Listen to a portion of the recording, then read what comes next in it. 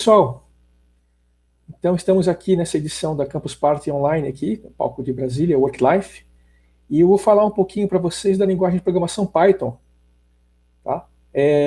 Então é uma linguagem bem bacana, eu trabalho com ela há muito tempo já, tá? E nos últimos anos aí ela viu um aumento de interesse muito grande no mercado, em todo lugar praticamente que você usa programação, usa computação, tá? Em particular nos últimos 3 anos, por conta de demanda da parte de computação científica, inteligência artificial, ela extrapolou realmente toda a popularidade que ela tinha. Hoje, é uma linguagem de programação que, se você pegar qualquer ranking de linguagens de programação, por qualquer critério que você ponha, ela vai estar nos top 5. Ela pode não ser a primeira, ela pode não ser a segunda, mas ela vai estar entre as 5 primeiras.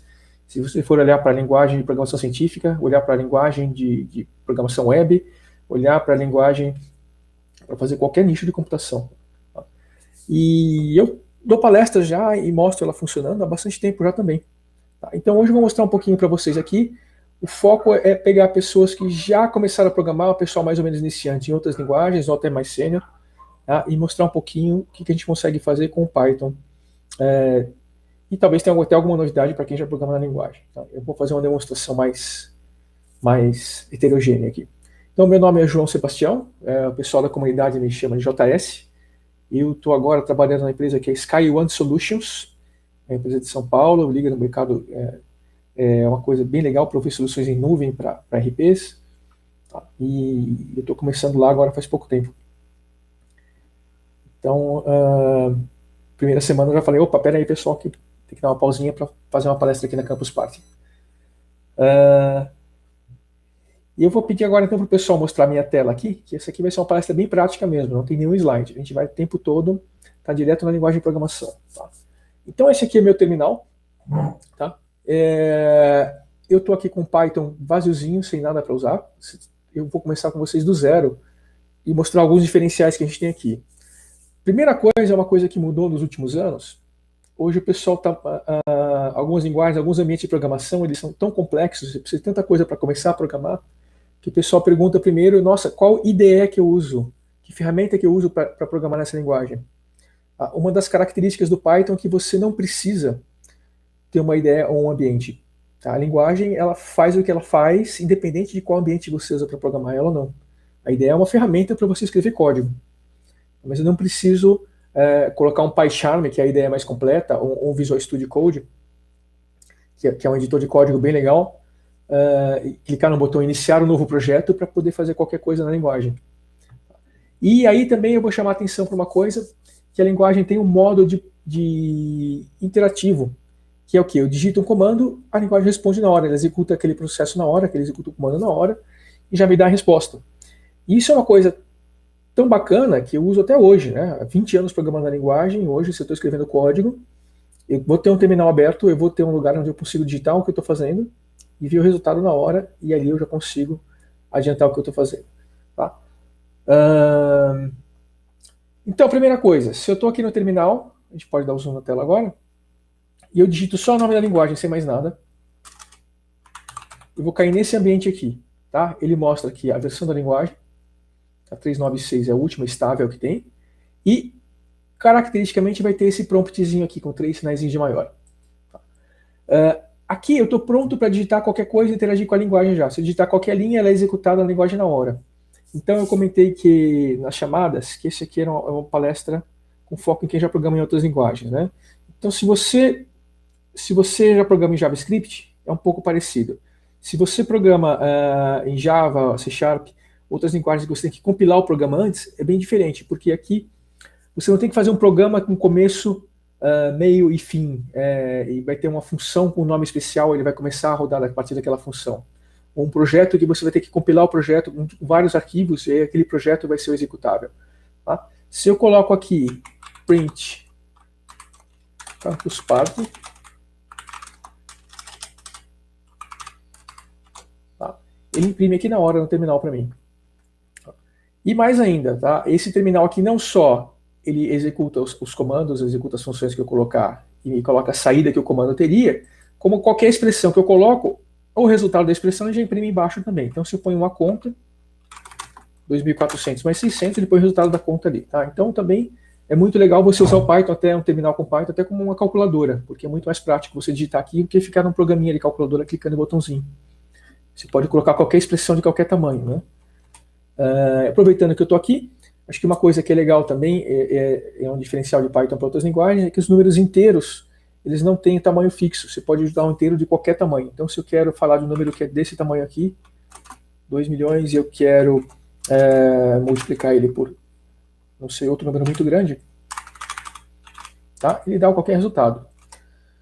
Ok? Então, a gente tem, por exemplo, o vezes você já conhece, quem já programa, tá? É o operador de multiplicação. O vezes em Python a gente usa para exponenciação. E se eu quero saber, por exemplo, quanto que é 2 elevado à milésima potência, é só colocar 2 vezes 1000. Esse aqui é o número, eu posso sair usando ele. Ok? E tá bom, mas aqui você está brincando com a linguagem. E um programa em Python? O que eu preciso para fazer um programa? Basicamente, qualquer coisa que você digita aqui, se você colocar no arquivo que tiver o final .py, você executa no terminal, você executa do seu sistema operacional, clica nele, ele vai executar e vai funcionar como um programa. Tá? É um outro foco que eu vou dar também.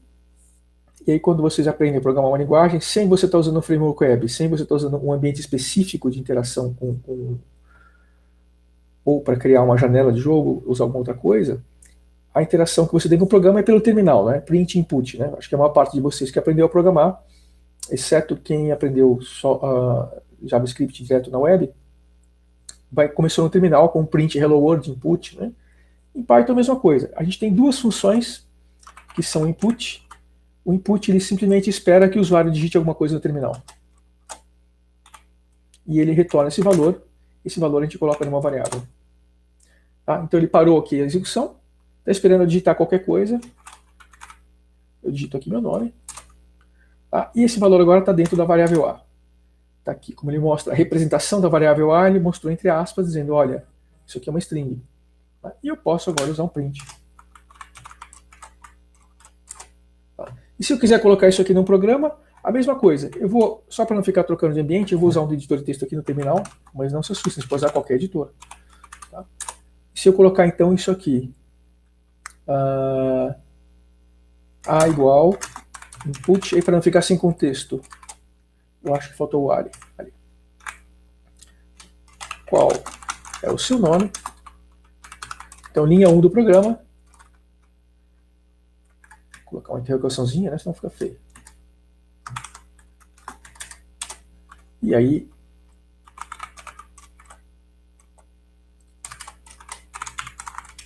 vamos colocar assim. Então, são duas linhas. Tá? Eu chamo uma função, guardo o resultado de uma variável, chamo outra função, passo uma string e passo uma variável como parâmetro. Salvei esse programa, saí dele. Está aqui.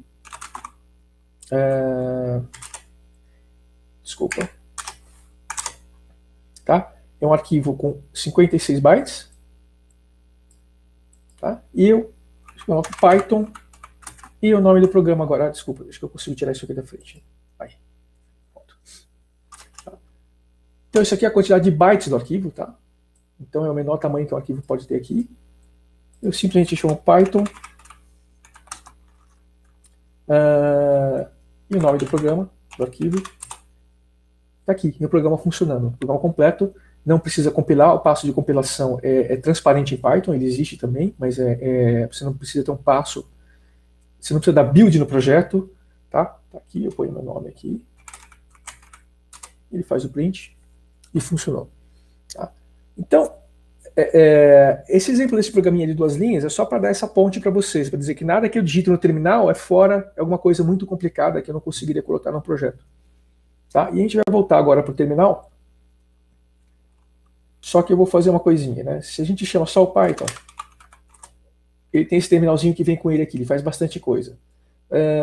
Quando você instala no seu computador, ele tem outro terminal que é gráfico, né? Para quem não está acostumado com o terminal, esse texto, né, que no Windows é o CMD, tá? Eu instalei esse outro programa que é o Idle. Aqui ele apareceu na janela de cima aqui. O Idle, então, também é um ambiente de Python, é um pouquinho mais, um pouquinho diferente do terminal, ele agrupa os comandos juntos. Tá?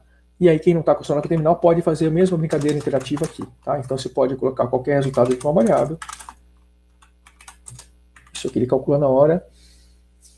Tá? Eu vou estar usando hoje no terminal mesmo, e eu vou usar um outro ambiente diferenciado lá, para ficar mais interessante para a gente usar.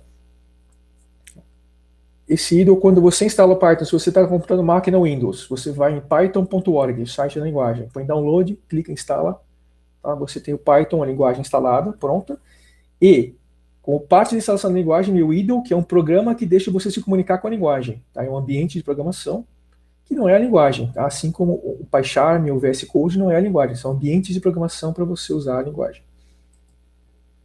Ok? Eu vou fechar aqui o idle. E aí, como qualquer linguagem de programação, deixa eu só o que eu falei. Cuidado aqui. Tá. Qualquer linguagem de programação, a gente precisa instalar, às vezes, componentes externos para poder fazer coisas. Né? O Python tem bastante coisa que ele faz já automático. Agora, tem um ambiente para interagir com ele que eu prefiro, tá? E eu vou pedir para fazer essa instalação dele. Tá? Então, aqui, na verdade, eu estou com um ambiente vazio de Python. Eu criei esse env aqui. Então, o Python, cada projeto que você começa, você tem opcionalmente, você cria um ambiente onde você vai instalar os componentes externos que você precisa. Tá? Se você vai instalar no Windows para você na sua instalação pessoal, você não precisa dessa parte. Mas depois é um pedacinho que vem da documentação, você aprende a criar os tais virtual envs. Aqui eu criei um ambiente vazio, e aí eu vou instalar um componente que é o IPython. Esse aqui. Esse IPython é um ambiente interativo que é um pouquinho mais rico, ele tem autocompletar, ele coloriza a sintaxe para a gente, ele faz um pouquinho mais de coisa, fica mais simples a gente acompanhar o que eu quero fazer aqui. Percebe que em menos de um minutinho ele acaba de instalar. Joia. Então, agora que eu fiz essa instalação, né, então antes eu estava invocando Python, agora eu posso chamar aqui IPython. Ele vai mudar um pouquinho, tá? Basicamente mostrou a mesma coisa aqui, mas o prompt agora, em vez de ser os 3 sinais de maior, ele tem a linha de entrada aqui, tá? Porque ele tem algumas facilidades que deixam a gente fazer uma referência a comandos que a gente já digitou para cima, facilita a vida da gente. Mas se você só escrever Python mais nada, está no seu computador, você consegue acompanhar aqui a maior parte dos exemplos. Ok? Bom, deixa eu dar uma olhadinha aqui. Joia. Então, primeira coisa, para quem já programa um pouquinho, tá? Ou programa bastante, eu acredito que a coisa mais importante que a gente tem em programação para fazer qualquer coisa é o conceito de uma função. Tá? Para quem programa orientado a objeto em C# ou Java, tá? Quando eu falo de função, estou falando de método, é quase a mesma coisa. O método está ligado a uma classe, né? Mas ele também é uma função. E eu gosto de começar por aí. O que é uma função? É um bloquinho onde você passa uma sequência de instruções e você pode reutilizar esse bloco. Eu acho mais legal fazer isso do que criar as instruções em linha ou embaixo da outra, mas aí você quer refazer alguma coisa, você não consegue, você tem que digitar de novo, tem que copiar e colar. Então, em Python, então, a palavra-chave para você criar uma função é def, de definir, tá? Então, assim como o JavaScript tem func, no C você não tem palavra-chave nenhuma, você só põe o tipo de retorno da função. E aí, você põe def, você põe o nome da função, tá? Então, a função ela vai executar uma tarefa. Vamos criar uma função mais simples primeiro, só para somar 2 números. Tá? E eu vou colocar aqui A, B. Então, quem conhece outras linguagens sabe que aqui eu estou escrevendo parâmetros. E eu vou simplesmente somar esses 2 números aqui. Ok. O que é interessante aqui, para quem vem de alguns tipos de linguagem, algumas famílias de linguagens, você nunca consegue escrever isso aqui, porque eu não falei que tipo de dado está entrando aqui. O A é o quê? O B é o quê? Então, tem algumas linguagens que são as linguagens que a gente chama de estaticamente tipadas. É o caso de C, Java, C#. Então, você obrigatoriamente tem que dizer, olha, o A vai ser um inteiro, o B vai ser um inteiro. A minha função soma, ela vai retornar um inteiro também. E tem outra família de linguagens, que são as linguagens dinamicamente tipadas, que são o quê? As variáveis são criadas na hora que elas são usadas. Então, o que tem dentro do A não está definido, ele só sabe que ele precisa de alguma coisa com o nome A. A hora que eu usar, é que ele vai saber que lá dentro vai ter um inteiro. Então, essas linguagens são Python, JavaScript, PHP, Ruby, uma outra família de linguagem, um outro jeito de trabalhar, que ele traz mais dinamismo para o seu desenvolvimento, Tá? E tem várias características aí. Em particular, fica mais fácil você fazer introspecção com o programa. Você acaba tendo que escrever muito menos coisa para fazer o mesmo. Tá? E tem, claro, todo caso tem seus lados positivos e negativos. Se fosse uma outra palestra, eu podia ficar aqui 2 horas só falando de diferenças entre linguagem estaticamente tipada e dinamicamente tipada. O fato é que agora eu criei essa minha função. Tem alguns elementos de sintaxe aí que eu posso voltar, mas vamos só usar ela primeiro. Então, se eu puser 3,2, ele foi lá, executou minha função, tá? Entrou aqui o valor 3 na variável A, o valor 2 na variável B, fez a soma, retornou esse valor. Tá? Para quem vem de outras linguagens e nunca viu Python antes, a característica é que não tem chaves para definir o corpo da função. Né? As chaves que a gente está acostumado em um monte de linguagens, na verdade, é uma coisa que tem na linguagem C, existia em alguma outra linguagem antes de C bem, mas a partir do C, muitas das linguagens populares hoje foram derivadas, né? Então copiaram um pouco a sintaxe do C, porque o pessoal já estava acostumado, já estava familiarizado. Então, o próprio JavaScript, o Java, o C Sharp, pelo próprio nome, ele tenta ser um derivado do C, C++.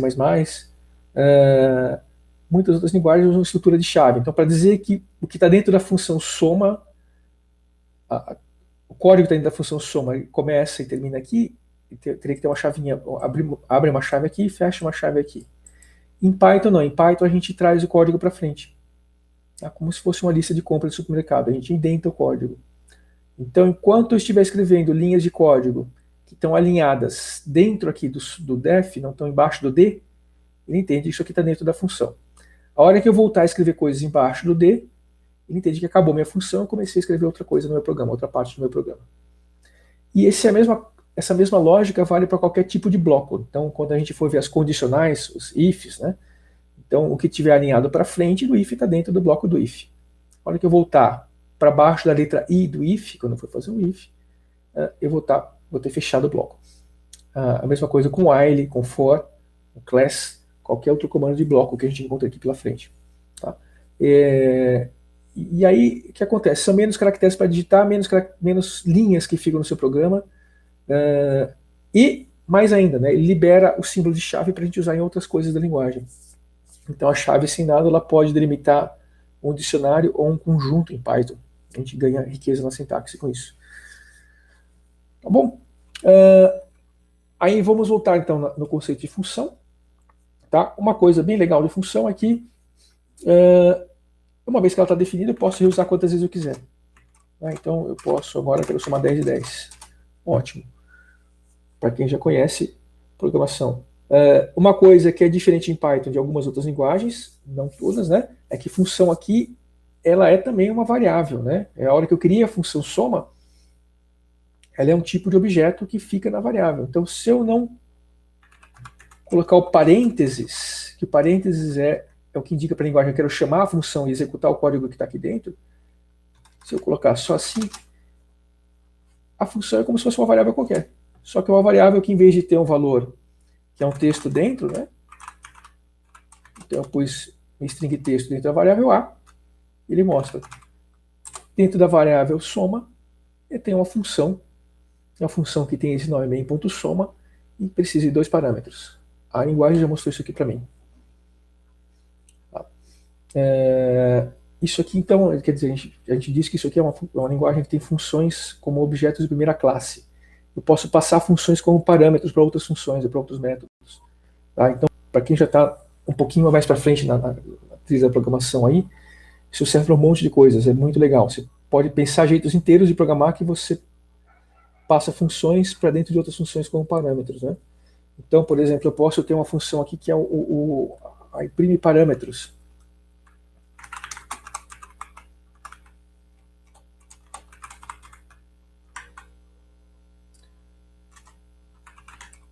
E ela recebe uma função com parâmetro e recebe A e B.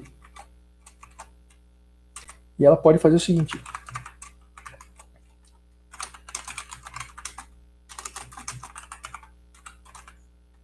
Vou chamar a função. Aqui tem um jeito da gente colocar variáveis dentro da string. Então a string, vocês já devem ter visto aí, a gente delimita com aspas. Né? Então isso aqui é texto. Mas se eu coloco um Fzinho no prefixo aqui, aí eu posso, com a chave, posso colocar variáveis aqui.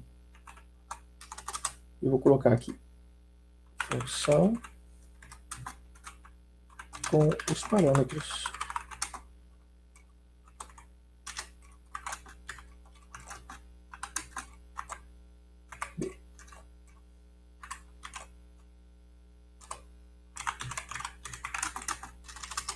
Eu vou guardar o resultado dentro da minha variável.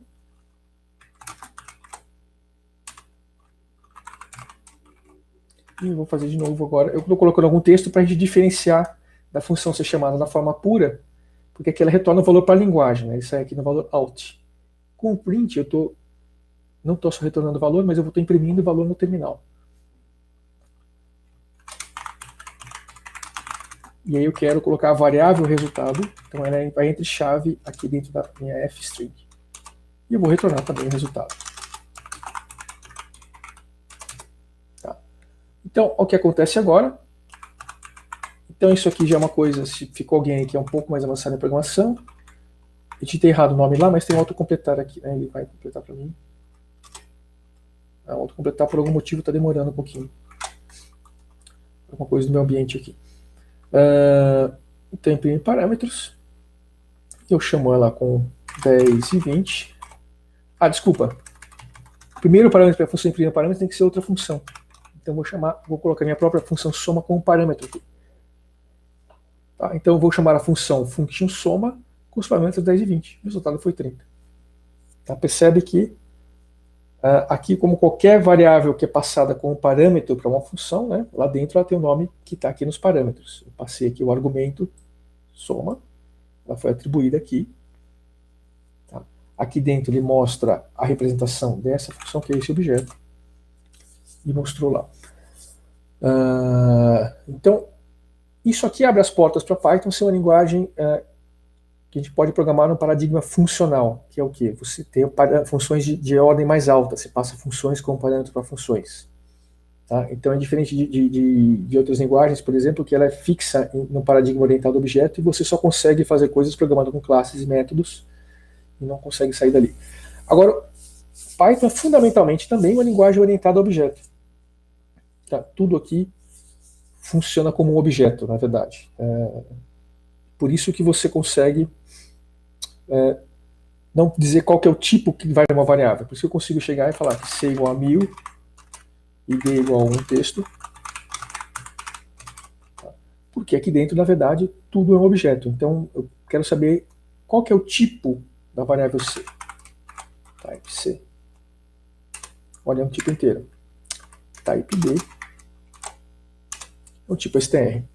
Tá? E aqui a gente está vendo outra característica da linguagem, que ela é muito fácil você fazer introspecção, você olhar o próprio programa que está rodando. Então eu consigo saber o tipo de variáveis, eu consigo saber quais parâmetros uma função precisa para rodar, então você consegue fazer programas que sabem sobre eles mesmos em tempo de execução. Um programinha curto isso não faz muita diferença, num sistema grande isso é muito legal, porque permite que você, por exemplo, um programa comercial, que você vai guardar um registro no banco de dados, vai guardar nome, endereço, telefone de uma pessoa. Tá? Você não precisa ficar escrevendo em vários lugares que você vai ter nome, endereço, telefone dentro daquele registro.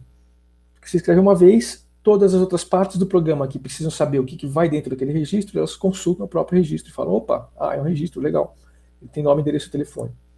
Tá? Então essas capacidades de introspecção, elas são você tanto pode usar direto no seu programa, como as ferramentas que a gente usa, né, o ecossistema que a gente tem no Python, para a gente desenvolver aplicações grandes, que aí são os frameworks para desenvolvimento web, essas coisas, eles permitem, eles fazem uso dessa introspecção e liberam a gente de um monte de coisa. Então você não precisa ficar digitando a mesma coisa um monte de vezes. Tá? Então, fomos aqui meia horinha, né? Eu vou só passar então agora o resto da sintaxe da linguagem aqui. Tá? Então, para você tomar decisões, o if é a mesma coisa, você tem em vários lugares, tá? Então eu tenho aqui, eu só escrevo if a menor que 30.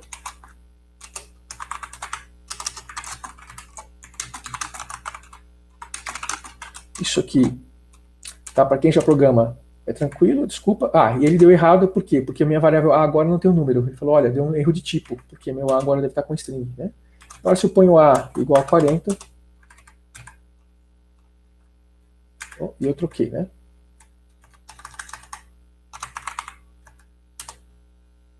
Tá. Então perceba a diferença de um if de C, você não precisa do parênteses aqui, e você põe 2 pontos para delimitar o bloco. Tá? E você tem else, elif. A maior diferença de Python para outras linguagens que a gente usa no dia a dia vai estar no for. O for do Python ele percorre uma sequência de itens. Tá? O que é uma sequência de itens? Eu tenho um tipo nativo que eu posso simplesmente abrir um colchete e coloco coisas aqui. 10, 20, 30, 40, 50, 60. Então isso aqui é o que a gente chama de lista. Um tipo de variável, assim como tem inteiro, ponto flutuante, string. Tá? Type de A agora é uma lista. Eu consigo pegar os elementos lá dentro. Eu pego o elemento que está na posição 0, aí é o 10. Eu pego o elemento que está na posição 1 e pego o elemento que está na última posição. Então, na maior parte das linguagens, eu tenho que pegar o comprimento da lista A e tirar 1. Né? Python tem um atalho muito legal que deixa eu fazer isso aqui. Eu posso deixar só o menos 1. Se eu puser índices negativos aqui em qualquer sequência, ele conta a partir do final. Então, meu A, que é aquele lá, tá? Se eu puser índices negativos, ele vai pegar a partir daqui. Se eu puser índices positivos, começando no 0, ele pega a partir daqui. E eu falei das listas porque eu ia falar do for. Tá? Então eu quero for elemento em A, print elemento. O que isso faz? Ele percorre todos os elementos do A. Para cada elemento do A, ele executa o bloquinho dentro do for aqui uma vez. Tá? E por que isso é diferente? Porque a maior parte das linguagens, o for sozinho, você tem outras sintaxes também, né? Mas o for sozinho ele é sempre um for numérico. Né? Você faz contar 0, 1, 2, 3, 4, 5. E aí eu tenho que pegar esse índice numérico e aí pegar o elemento dentro do A para depois poder trabalhar com ele. Python você sempre vai trabalhar com sequências. Por quê? Porque a sequência é o que você tem normalmente em mãos quando você quer que um programa execute uma tarefa repetitiva. Né? Então você quer transformar cada letra de um texto em maiúscula. Você quer você tem um pedaço de HTML e você quer percorrer cada link, achar todos os links dentro daquele texto de HTML e fazer uma requisição para cada link que tem lá dentro. Então fazer alguma coisa para cada elemento de uma sequência é muito comum em programação, e é o que a gente faz o tempo todo. E aí, se a gente for pensar, uma string de texto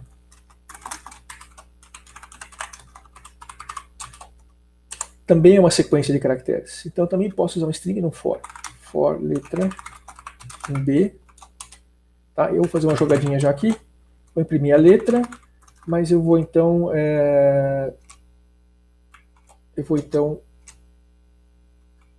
multiplicar uma letra por 4. O que é multiplicar uma letra por 4? É somar a letra com ela mesma 4 vezes. Né? Python ele usa uma coisa que a gente chama sobrecarga de operadores. Para quem já programa aí, ou se for um conceito avançado, basicamente o operador de vezes ele depende dos objetos que estão aqui. Se ele tiver definido para números, a gente já viu, ele faz a conta. Para letra e número, o que ele faz? Ele concatena a letra com ela mesma, ou a string que estiver aqui com ela mesma, esse número de vezes. Ok? Então tá aqui. Então eu tinha escrito campus parte, ele pegou cada letra, multiplicou por 4 e colocou essa quantidade numa linha. Então ficamos aqui, campus, campus, campus, parte, parte, parte. Tá? E essa sobrecarga de operadores, uma coisa interessante, é que não só ela define a linguagem para alguns objetos que tem na linguagem, né? Então a gente acabou de vir aqui para texto e número, como você pode criar os seus próprios objetos e fazer a sobrecarga que você quiser. Então você pode criar, no programa muito simples, você pode criar o seu objeto no tipo vetor e fazer o seu vetor entender o comportamento quando ele é multiplicado por outro vetor ou quando ele é multiplicado por um número. Ou você pode criar uma classe família, por exemplo, para representar uma família de pessoas, e você pode fazer a soma na família e acrescentar um membro na família, que ele coloca mais um filho na família. Tá? Você coloca os operadores fazendo o que você quiser aqui dentro. Tá? E aí eu digo, os elementos de sintaxe que a gente viu, tá? Definimos funções, mostrei o if só a 10 mil pés, mostrei o for. Com isso, eu costumo dizer que a gente pode fazer qualquer programa numa linguagem. Tá? Isso você mandando ele repetir coisas, você tendo funções que você pode colocar bloquinhos que são chamados, você constrói coisas com ele. Tá? Você e a gente já pode ter o for de brinde que deixa a gente repetir qualquer coisa o número de vezes que a gente quiser. Tá? Com isso aqui a gente consegue fazer qualquer programa.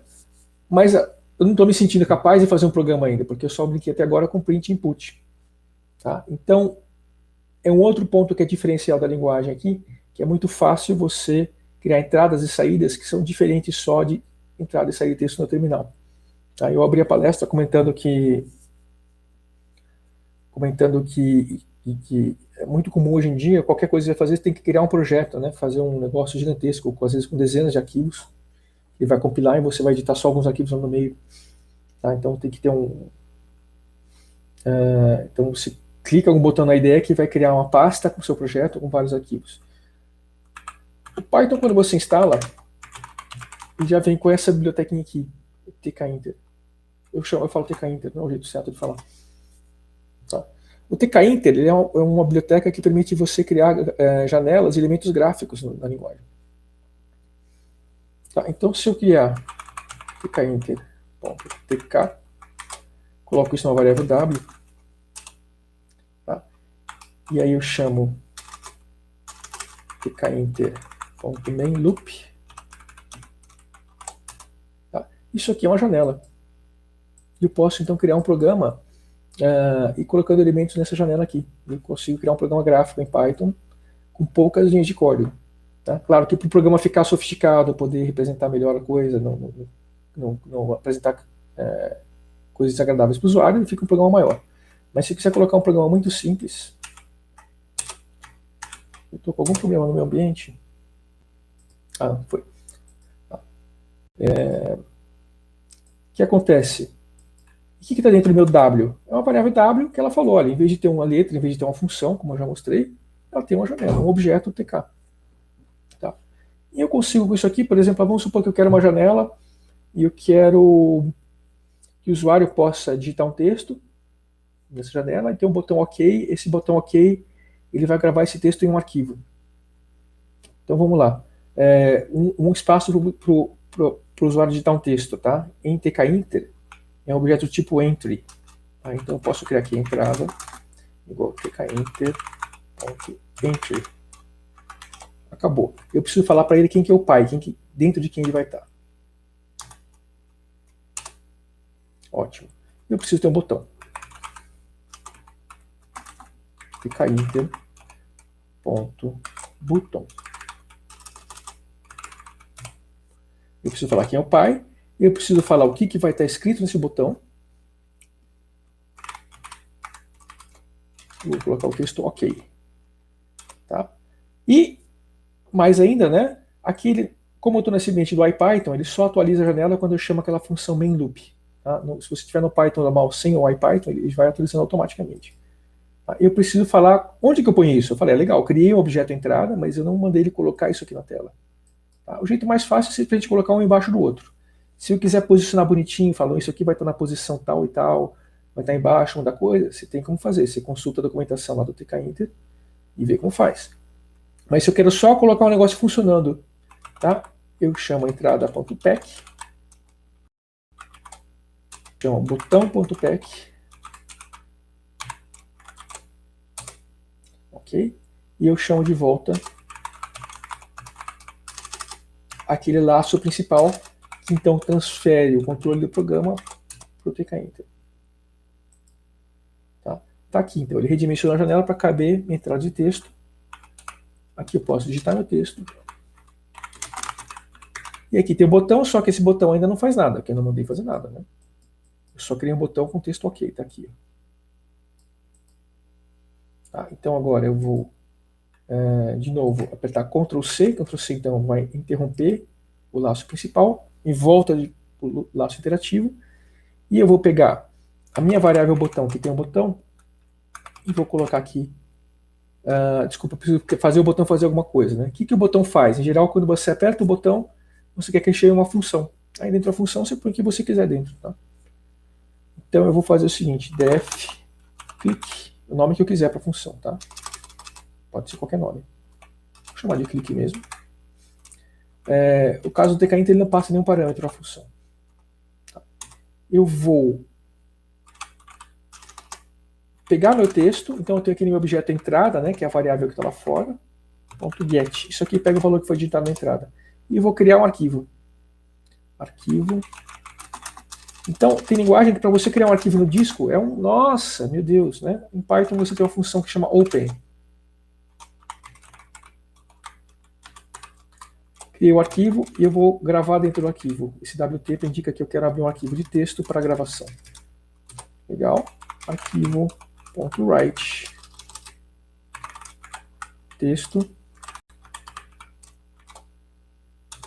Arquivo.close. Tá? Ainda vou colocar um print aqui. Senão a gente vai ficar sem saber. O botão foi clicado.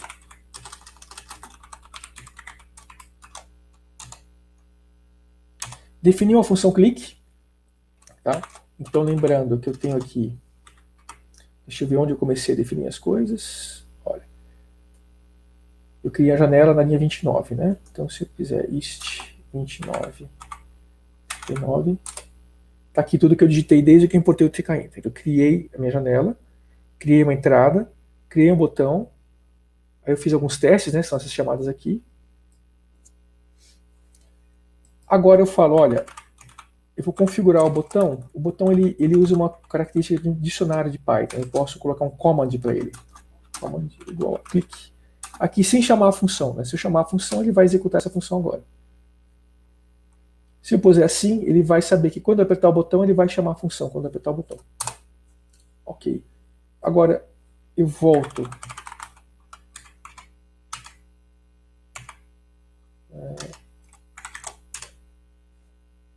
Enter no loop.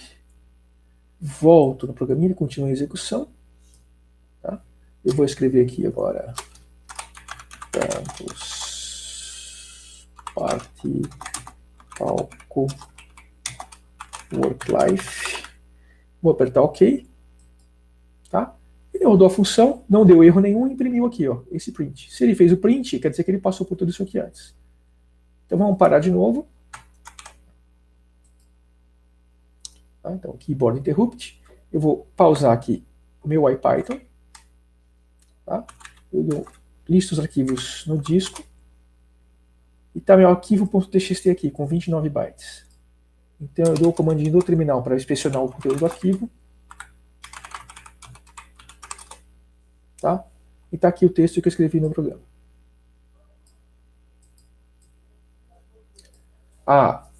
Pô, João, legal, né? Então, legal, o Python dá para fazer tudo isso no modo interativo, mas para transformar isso no programa dá um trabalhão, né? Você vai ter que criar um projeto, né? Não, o que eu falei para vocês? Que a gente pega Então, mesma coisa que eu tinha feito antes, esse porcentagem que tem na frente, são comandinhos que não são da linguagem, são do IPython. Então esse hist aqui ele me dá o histórico do que eu já digitei para trás. Então, mesma coisa que eu tinha feito antes, né? Aqui. O que eu vou fazer agora? Eu posso só copiar isso aqui. Vou copiar esses comandos que eu digitei.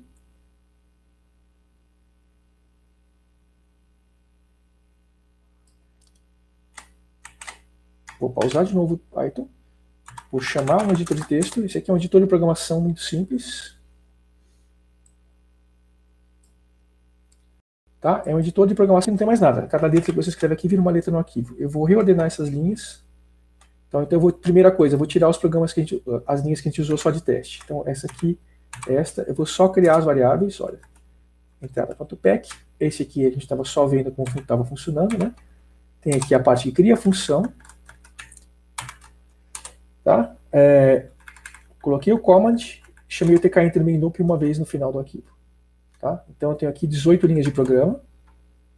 Eu vou salvar isso aqui como arquivo Python agora. File, salvar como. Tá? janela.py. Então, é o que eu acabei de digitar para vocês lá. Tá? E, mas são 18, puxa, precisa de 20 linhas para criar um programinha para fazer isso? Porque, mas a cada 20 linhas, cada uma das linhas você está dando uma instrução bem específica para ele. Né? É muito difícil você conseguir especificar o que você quer e menos coisas aqui. Eu posso até não colocar o print, por exemplo. Tá?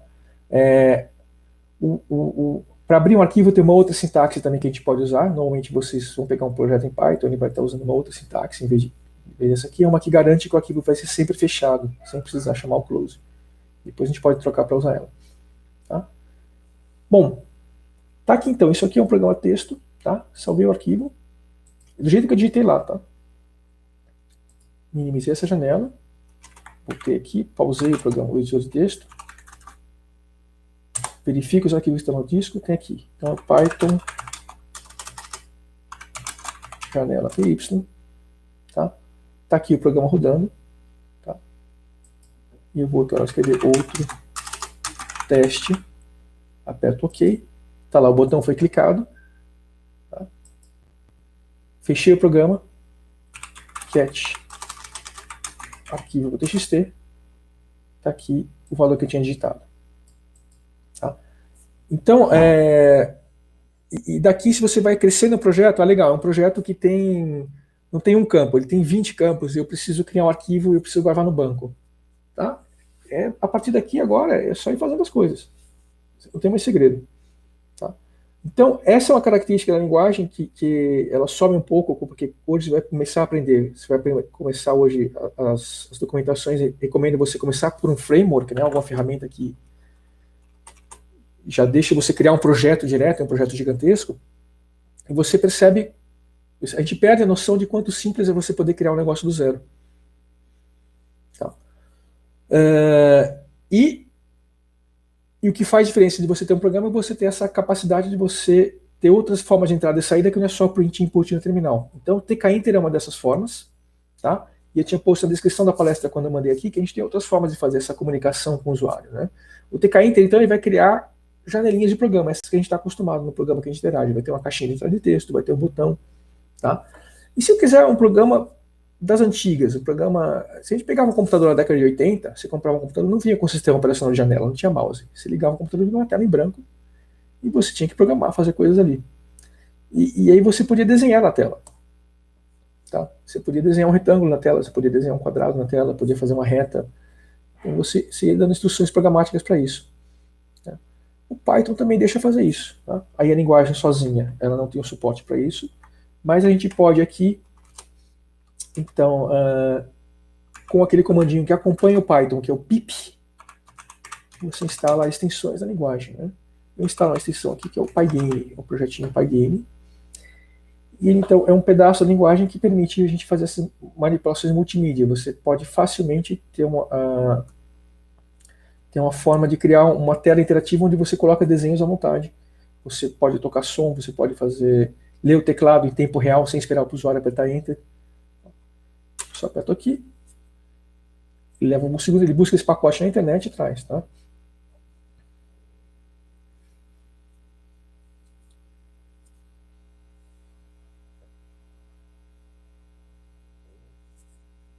Estou um pouquinho mais dentro do que costuma ser isso aqui. Acho que perdeu um cache aqui. Fazendo alguma verificação no meu ambiente que ele está demorando um pouquinho mais. Tá?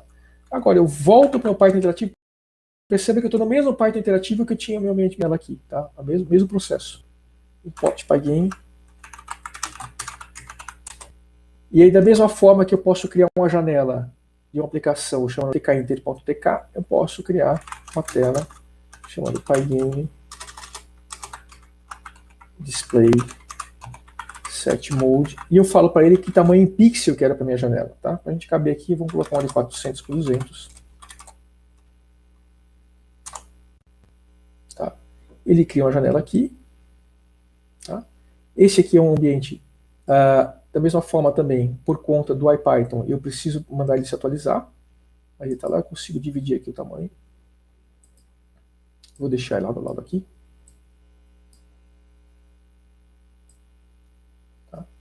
E eu preciso aí ficar chamando a função Pygame display.flip para ele atualizar a janela.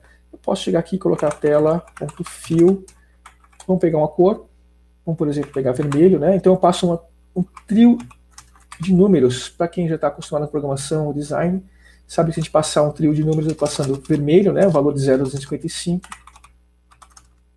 O valor verde eu vou passar 0 e azul 0. Então eu estou passando entre parênteses aqui. Isso aqui é uma outra construção que eu não falei para vocês, que da linguagem é parecida com a lista. É a tupla. Isso aqui representa uma cor. Então uma cor RGB. Tá? Ele falou que desenhou. E aí eu chamo Pygame Display Flip. E ele preencheu minha tela de vermelho. Ah, mas eu queria... eu queria desenhar só um retângulo lá. Então é Pygame Draw Rect. Eu falo para ele onde eu vou desenhar.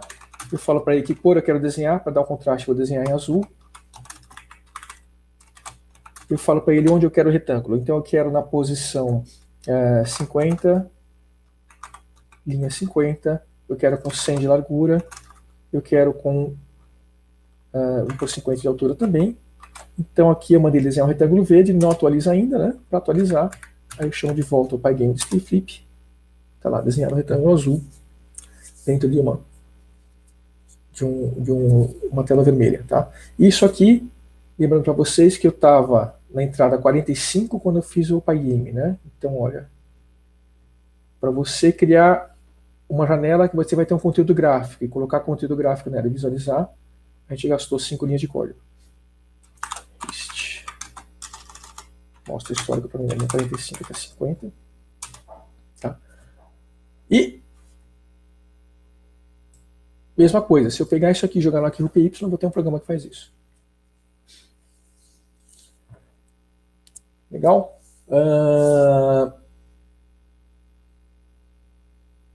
E da mesma forma que a gente interage, pode criar janelinha para fazer esses jogos. O Pygame pode colocar um game 3D? Pode, ele usa por dentro um OpenGL, né? Então é mais complicado aí. Mas se você for criar um jogo 2D, um vintage, né, com feeling de 8 bits, 16 bits, tá? É legal que você faz tudo em Python puro, sem precisar usar OpenGL. E você cria coisas bem legais ali. Então, sem usar 3D, se você usar só manipulação de bits. E por que a linguagem faz isso, né? Aí vamos falar uma coisa um pouco mais técnica aqui. A linguagem, ela... Como que a gente pode dizer isso? E aí é um dos motivos dela ser tão popular também.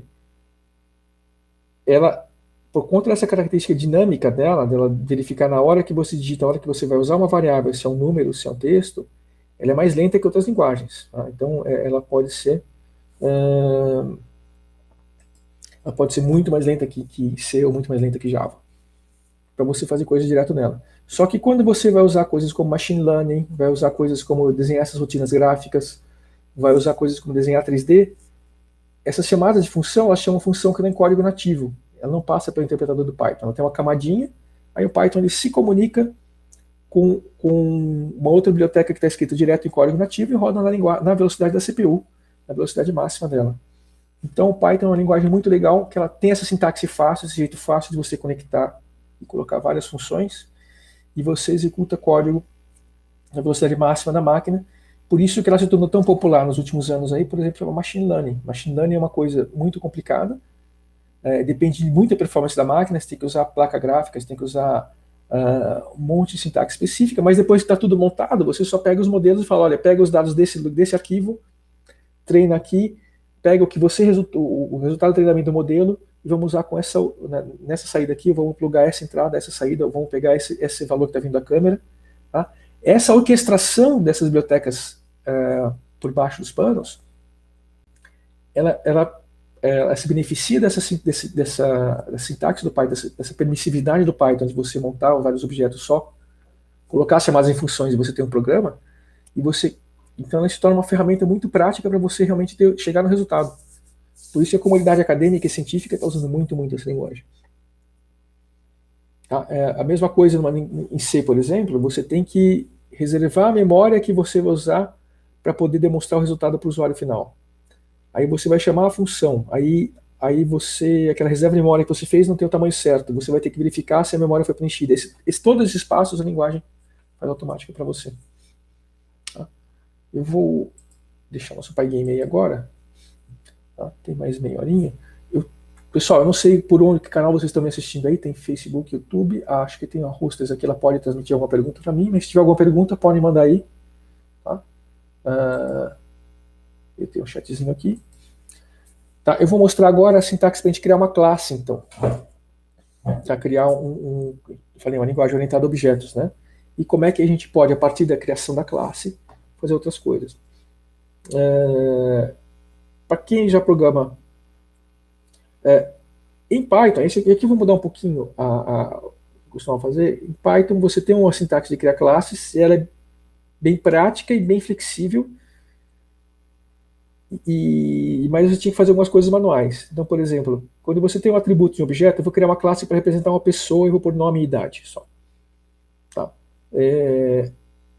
Você não consegue fazer como você fazia, ou não conseguia fazer como você faz em outras linguagens, que você declara os atributos na própria classe e aquilo já funciona. Você tinha que criar um construtor, o construtor tinha que receber os parâmetros separados e o construtor tem que setar os parâmetros. Então, eram 4 linhas de código só para colocar nome e idade, funcionando só para ter o construtor no lugar. Tá? Só que você tinha toda a flexibilidade em cima. Então, só a partir dos 5 anos, eu falava, poxa, pessoal, a gente deixa essa flexibilidade toda na linguagem, as pessoas estão reinventando a roda o tempo todo. Aí inventaram as data classes.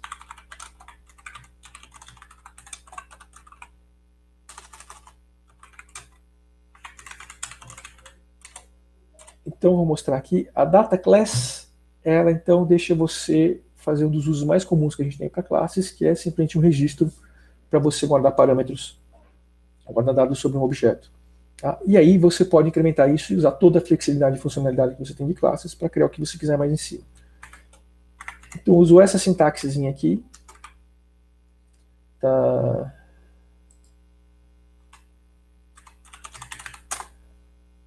Isso aqui é um decorator, quer dizer que o meu data class ele vai transformar a declaração que vem embaixo. Tá? Tem palestras inteiras sobre decorator, hoje não vou falar, mas é mais ou menos a mesma coisa, que simplesmente eu pegar isso que eu vou colocar aqui embaixo e passar como parâmetro para essa data class. Data class nada menos é que uma função. Tá? Só que quando eu uso o arrobinha na frente, ele tem um jeito, uma sintaxe diferente para usar as funções. Eu vou criar a classe pessoa, e eu vou dizer que ela tem nome, idade, inteiro. Aqui. Só isso, tá? E aí eu faço aqui igual pessoa. Eu vou criar o João. Esse aqui tem 46. Ok? Bom, tá aqui, só definir uma classe, tá? Para quem vem de outras linguagens, puxa, você não colocou public, não colocou nada, tá? Em Python, todos os objetos são públicos por padrão, tá? Você não tem muito conceito de privado aqui. Então é tudo exportado, tudo público. A gente considera que é uma linguagem de adultos que consentem. Tá? Então, se você precisa que um atributo não seja acessado por pessoas de fora de um arquivo, de fora do projeto, tá? Você tem que entender o que é o precisar aí. Você não quer que a pessoa use porque vai interferir com como você pode fazer. Você indica isso no nome do arquivo. Você põe lá com underscore antes. Tá? Tá? Aqui então, mas aí estou divergindo um pouco. Voltando no pessoa, agora eu quero olhar o que tem dentro do P. Olha lá, uma pessoa com nome igual João, idade 40. Eu posso pegar p.nome, p.idade. Funciona, tá? Como são todos atributos públicos, eu posso mudar, né? p.nome. Quero colocar nome e sobrenome agora. Pronto, ele atualizou. Tá? E isso aqui, tá? É legal porque a partir disso aqui, então é legal. Né? Eu estou fazendo um projeto que essa pessoa, agora, esses dados da pessoa, tá? Aqui a gente exemplificou com 2 campos, né? Mas poderiam ser 30 campos, poderia ser um cadastro de empresa que tinha CNPJ, endereço, telefone, fornecedor, tal. Eu quero gravar no banco de dados. Ou eu quero gravar no arquivo. Tá? Aí entra em jogo a história que eu falei, introspecção. Fica tudo pronto aqui para a gente usar. Tá? Então eu posso ter um programa que simplesmente pega a gente pode usar a orientação a objetos, né? Pode construir Pode colocar um método antes, normalmente você vai fazer isso, né? Então aqui é uma classe bobinha, ela não faz mais nada, ela só sabe guardar os resultados dentro e mostrar. Quando você coloca um framework, por exemplo, um framework web para construir uma aplicação web, você vai ter um modelo de classe que já vai ter um método save. A hora que você dá o save, ele já grava no banco de dados. Ou vai ter um método JSON, que já transforma isso aqui num JSON para você transmitir pela web. Ou vai ter até um view, que já pode até formatar o HTML em volta disso aqui. E tudo isso a gente pode fazer a partir daqui. Tá? Eu falei da introspecção, né? Você pode ver o que tem dentro da linguagem. Tá legal, eu criei a classe pessoa e esqueci o que tem dentro. Não lembro mais os campos que tem dentro. Vamos dar um dia. Olha, ele mostrou aqui várias coisas que a linguagem põe automaticamente, mas o tal do data class, ele põe isso aqui pra gente, ó. Data class fields. Vamos dar uma olhada aqui que tem nesse data class fields. Pessoa, ponto. Não é nada que eu saiba decorar esse data class fields, tá? Eu simplesmente tenho um dir e olhei que tem lá dentro. Eu achei. Tem um objeto do tipo field. Tá? E o objeto do tipo field tem um name. Será que eu consigo acessar isso? Tá? Outra coisa de fora, né? Eu não falei ainda, mas essa indicação aqui, tá vendo? Data class fields, tem uma chave aqui. Isso aqui indica que isso aqui é um dicionário, né? O dicionário é igual ao dicionário que a gente tem em JSON, ou com os objetos que a gente tem no JavaScript. Então, só para confirmar para vocês, type no dicionário. Eu quero saber só os nomes dos campos. Então eu posso fazer isso aqui. Me transforma numa lista o pessoa data class fields. Tá, gente. Bem, eu sei que você não vai mostrar, mas então não mostra. Data class fields .keys. Ele mostra as chaves do dicionário, que são os nomes dos campos. Tá? Ou seja, eu posso fazer qualquer função que recebe um objeto do tipo pessoa, descobre quais campos tem dentro e consome esses campos sem nem saber qual era a classe original. Porque isso aqui é uma lista, né? A lista a gente já usou, mas eu consigo usar isso aqui no for. Então eu consigo fazer uma função que recebe um objeto, ele só olha se dentro desse objeto a classe dele tem data class fields, ele sabe quais campos tem lá dentro e consegue mostrar esses campos para a gente ou gravar no banco ou fazer outra coisa. Tá?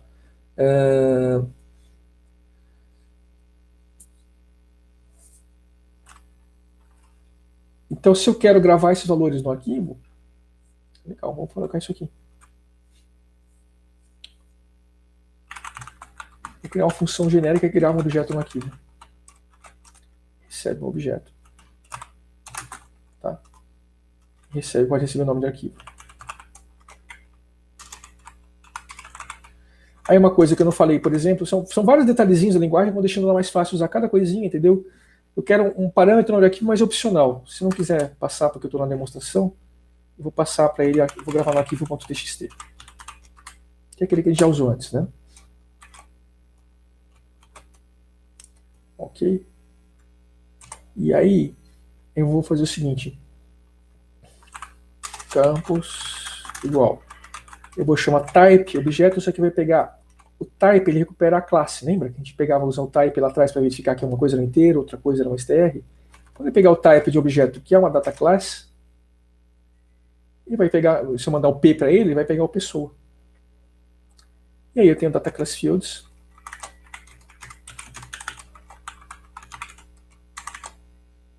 Tá? E eu quero só as chaves.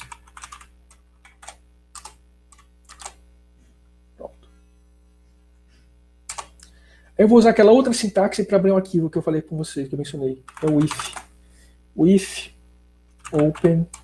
É a mesma chamada open. Tá? Aí eu vou falar o nome do arquivo, agora está numa variável. Eu vou colocar escrita de texto. Tá? E aí eu vou fazer o seguinte.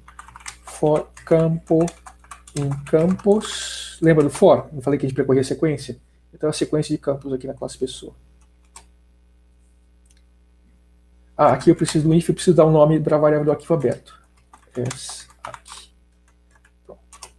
arc.write. Então eu vou escrever uma string no arquivo para cada campo. Que string eu vou escrever? Eu vou usar o meu fzinho para eu poder colocar misturar então expressões de Python junto com o texto. O que eu quero colocar? O nome do campo.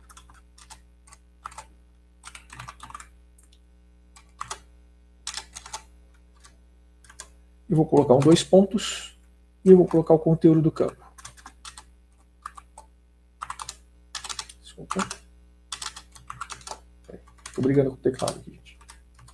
Dois pontos aqui. O conteúdo do campo, eu vou colocar um /n.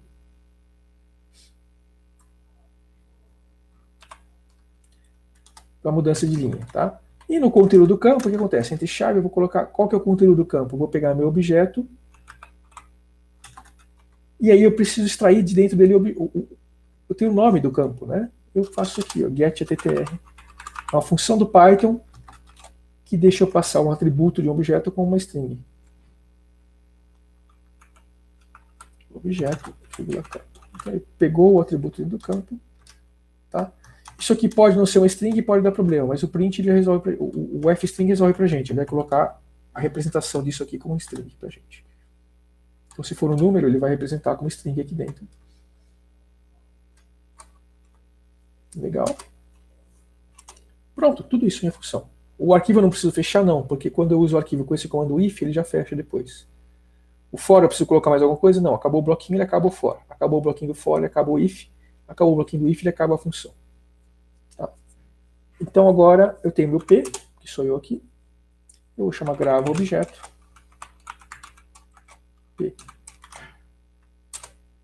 Ele não fez mais nada porque eu não mandei imprimir nada. Ele foi lá e executou esse código. Não tem nenhum return, então retorna um valor none, um valor vazio. Tá? E a hora que eu dou um comando do sistema operacional, que é o cat. Aqui de novo estou usando uma funcionalidade do IPython. A exclamação na frente e dá um comando para o sistema. Arquivo.txt. Está lá. Meus dados serializados com a classe que eu criei aqui. Ah, não, mas eu queria ter uma classe empresa. Data class empresa. E lá dentro tem CNPJ para facilitar o texto, mas poderia ser outra coisa. Eu tenho uma... tenho, sei lá, o outro também. Endereço. Só para não ficar nome igual. Tá?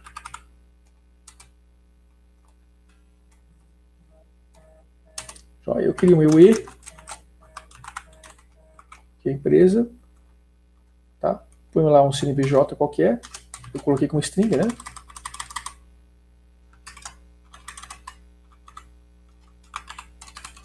Tá? Não tem nenhum verificador de CNPJ aqui, qualquer string, tá, gente? Senão, mas eu posso criar uma classe CNPJ que verifica se esse cara está sendo recebido certo.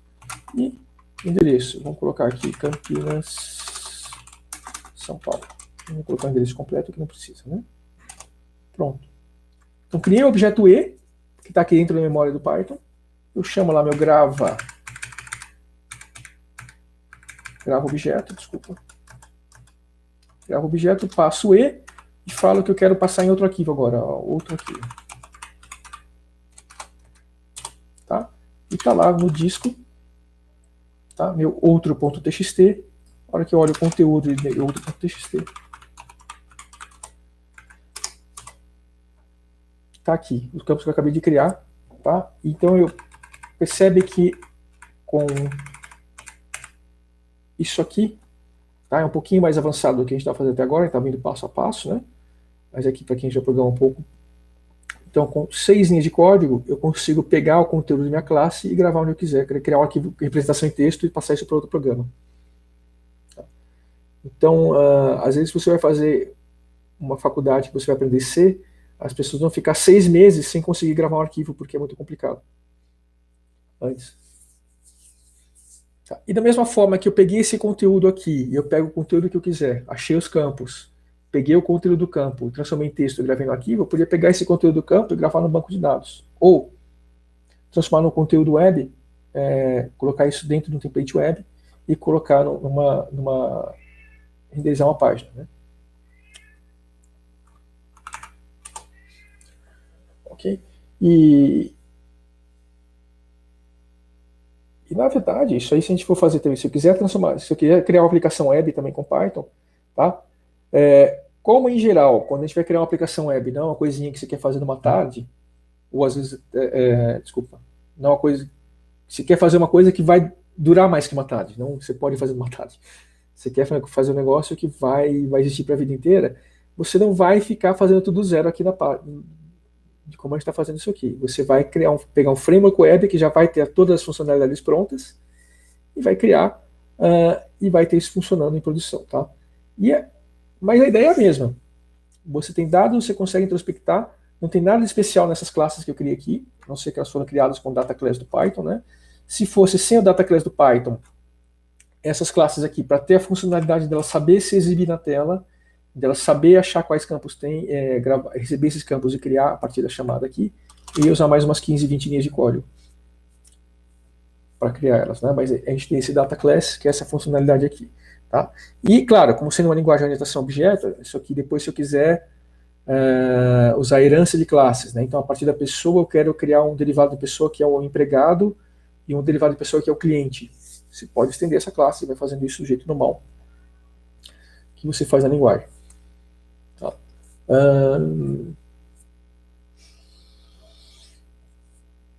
Eu posso mostrar agora um pouco mais a sintaxe formal, mas eu acho que eu pulei alguns passos aqui, não faz muito sentido agora eu voltar em detalhezinhos das linguagens. Vamos pegar uma coisa legal também que dá para fazer aqui. Mostrando o Pygame, mostramos isso aqui, né? Ah, sim. Da mesma forma que eu percorri os campos aqui, isso aqui a gente pode mudar, né? Percorri os campos e criei e gravei o objeto, essa função aqui, eu posso também estender aquele meu programa lá para ser um programa que já cria esse registro, faz esse programa gráfico, né? Então vamos fazer de novo lá. Olha só. Vou copiar isso aqui. Vou voltar no nosso código, aquele código que estava aqui, o programinha, né? Vou colocar aqui, grava objeto. Legal. Percebe que é a mesma ideia, né? O grava objeto e clique, só que o clique ele pegava o que estava na entrada. O que eu vou fazer agora? Eu vou construir a minha janela, eu tenho aí só, tenho uns 15 minutinhos. Tá? Então, para ninguém dizer que eu estou mentindo, esses 15 minutos eu vou construir uma função que ela recebe uma classe, ela cria uma janela de entrada que eu posso colocar, entrar, preencher todos os campos e gravar o objeto no disco. Tá? Então, mais ou menos a mesma coisa aí que eu falei para vocês lá no começo. O mais legal de programar é que a gente tem funções. Tá? Olha só, tem gente acompanhando o terminal também, que legal, né? Então é a mesma coisa, o código que eu digitei no terminal. Tá? Aqui eu usei um editor de texto, pode ser o Notepad++, pode ser o próprio Idle, aquele que vem junto com o Python, tem um módulo lá que você cria um arquivo, você digita o arquivo dentro dele.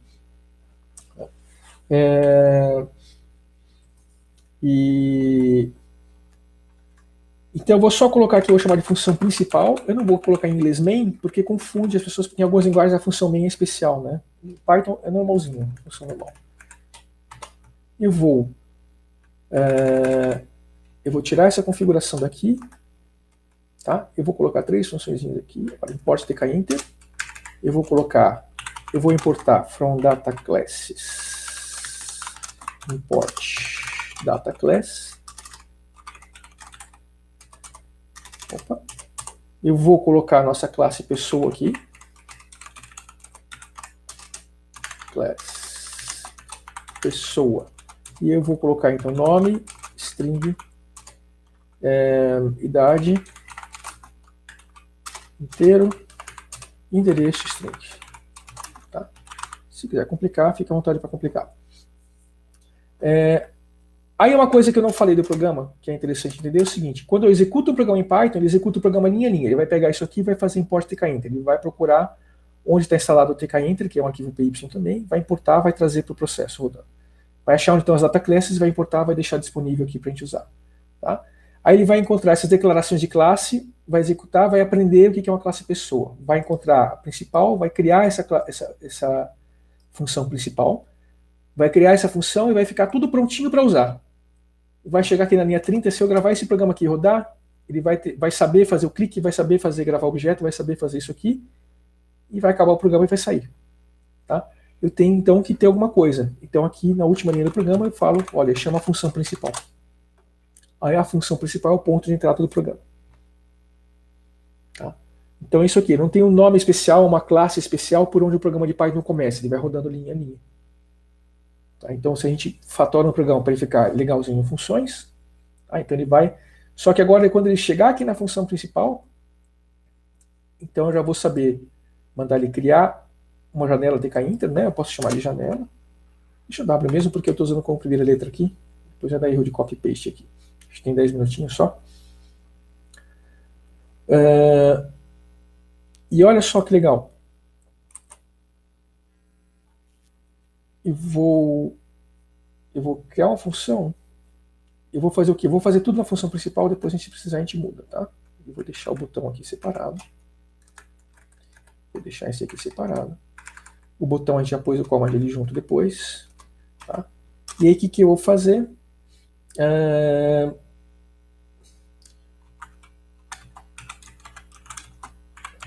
For campo em pessoa ponto.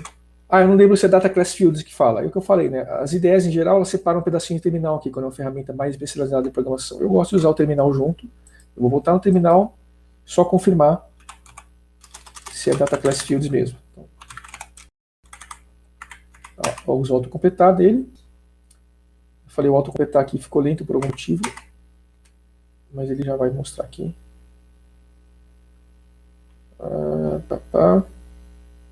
Aqui está pessoas ali, né? Pessoas, data class, está aqui. Então, data class fields. Por que? Só para não ter um erro de digitação desse parâmetro aqui, né? Se você usar uma ferramenta mais específica de programação, ele já tem um autocompletar e tudo mais, mas é da ferramenta, não é da linguagem. Vou mostrar o que a gente tem na linguagem. Ponto keys, eu posso colocar o keys já aqui, né? Eu vou chamar uma função cria campo, eu vou passar para ele a minha janela e vou passar o nome do campo.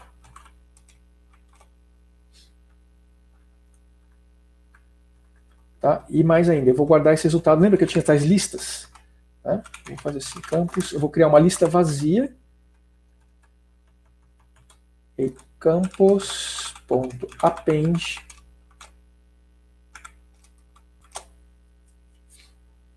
Pronto. O que eu faço agora? Legal. Eu vou criar essa função cria campo. Def cria campo. O que ela vai fazer? Ela vai criar um campo dentro da janela do tkinter. Ela vai receber um parent, uma janela que é um parent, tá? Vai receber o nome do campo. Eu vou só criar entradas de texto com ela.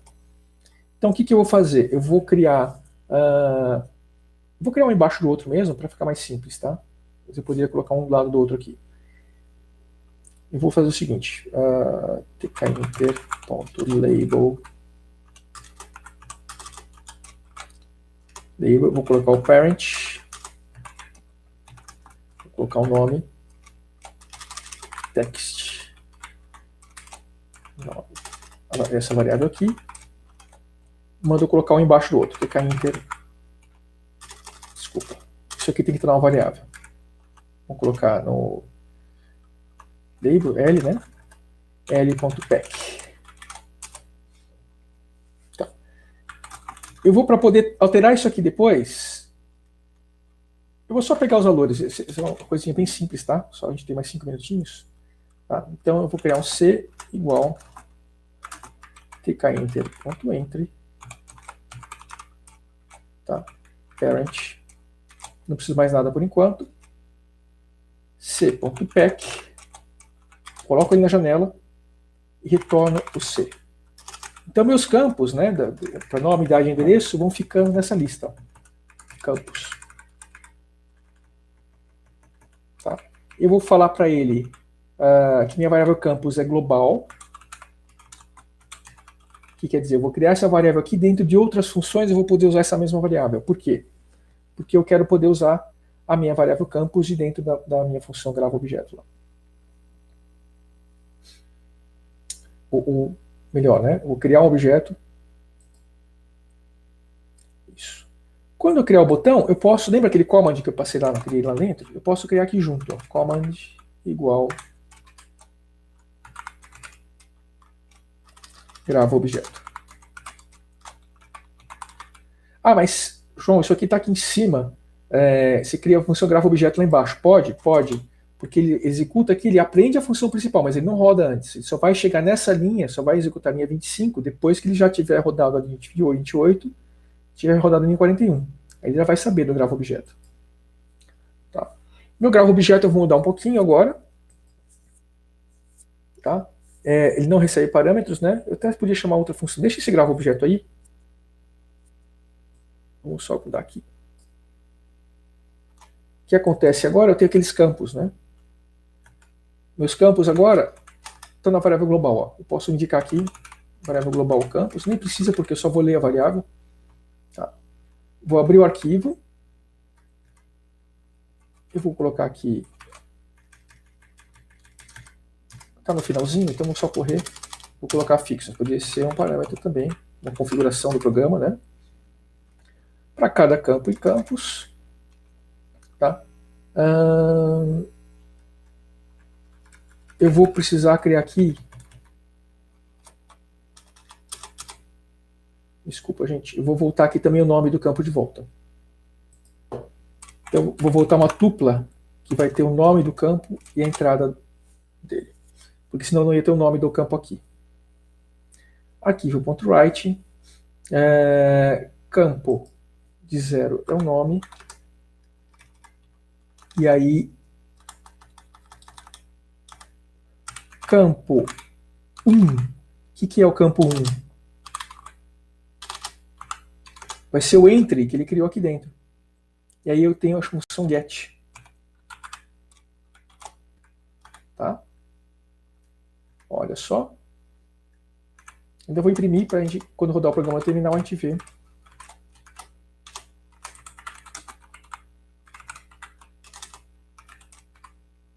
Tá. Eu posso colocar um A aqui e ainda pular uma linha aqui. arc.write N. Então eu gravo uma linha a mais entre um programa e outro. Tá? Eu nem preciso mais desse clique. Chama a função principal. Vamos só confirmar. Opa, desculpa, gente, sai da tela. Tá. Então só confirmar. Chama o principal, ele vai chamar a função principal, acabou ficando aqui no meio. Tá? A função principal vai criar uma janela, vai criar os campos que ele achar dentro da classe pessoa. Tá? Com 5 linhas. Vai criar um botão OK, que vai chamar o grava objeto quando a gente clicar. Esse grava objeto vai pegar esses campos, vai pegar o nome do campo que eu estou colocando aqui dentro dessa variável campos, vai colocar um 2 pontos, vai colocar um espaço aqui, vai pegar a informação que tiver dentro da janela. Tá? Dados gravados. E é isso aí. Tá? Então, cada vez que eu apertar OK, ele vai gravar no arquivo o que tiver digitado na janela, e o que tiver digitado na janela eu mudo o que eu quiser, só mudando essas linhas do programa. Vamos só testar isso aqui, então. Vou pausar aqui. Então, acho que ficou com esse nome janela.py, né? Isso, ficou janela.py. Python janela.py. Tá? Ah, faltou alguma coisinha, que provavelmente é o main loop. Aqui, né? Lembra que eu falei, olha, não adianta nada. Executou, criou a janela, criou o botão, e aí acabou o programa. Ele voltou a função tem aqui um return, né? Chegou no fim da função e voltou no principal, não tem mais nada, acabou o programa. Eu preciso aqui clicar em enter.main loop. Posso colocar esse main loop dentro do programa principal também. Né? Tá aqui. Então minha classe pessoa lá, eu ponho aqui, então vamos colocar o nome de outra pessoa, vamos pôr Luciana, vamos pôr a idade, vamos pôr 40, vamos pôr endereço, vamos pôr de novo Campinas. Tá? Isso aqui, o tamanho do campo, se quer mais linhas, se quer colorir, se quer colocar letra maior, todo aquele TK-Enter você pode passar parâmetros opcionais que você cria tudo isso. Tá? Dados gravados. Agora eu vou trocar, tá? Eu não coloquei o código para limpar os campos aqui. Tá? Então vamos colocar aqui um Daniel, que tem 15, 14 e mora em Valinhos. Vou apertar OK. Dados gravados, vou encerrar o programa Vamos conferir o resultado do arquivo, o conteúdo do arquivo. Eu mudei o nome do arquivo, acho. Né? Eu chamei de outro.txt. Tá? Então tá aqui. Meus registros bonitinhos, né? Eu não tinha apagado o que tinha nesse arquivo antes. Então ficou com o dado da empresa antes, né? Mas aí tem o registro do nome Luciana, Daniel. Não, lembrei, eu preciso mudar meu programa, eu preciso agora pôr o telefone da pessoa. Telefone 2.str. Acabei de inserir uma linha de código. Se eu executar o programa de novo, tá lá agora, ele pede o telefone também. Ok, gente? Então tá aqui, a gente criou um programa gráfico do zero sem usar nenhum framework, tá? Só que vem na biblioteca padrão do Python, que é o tkinter e os data classes, tá? E ficou com 38 linhas. Joia? Tá dando tempo para nossa palestra aqui. Eu não sei se chegou alguma pergunta, algum comentário aqui. Eu vou olhar aqui no YouTube. Tá, tem aqui Larissa França, obrigado por ter assistido. Esse Tony eu não conhecia. Então a Larissa aqui no YouTube comentou que usa com Raspberry, né? Raspberry Pi é interessante que o Pi do Raspberry Pi é homenagem à linguagem Python, porque eles já sabiam que ia ser uma boa linguagem para você poder programar, controlar o computador, né? Criar os scripts que você precisasse. É isso aí, gente. Muito obrigado, então. Então, boa Campus Party para vocês. Fica mais esse pedacinho, essa pílulazinha de conhecimento aqui. E espero que gostem aí da programação. Valeu.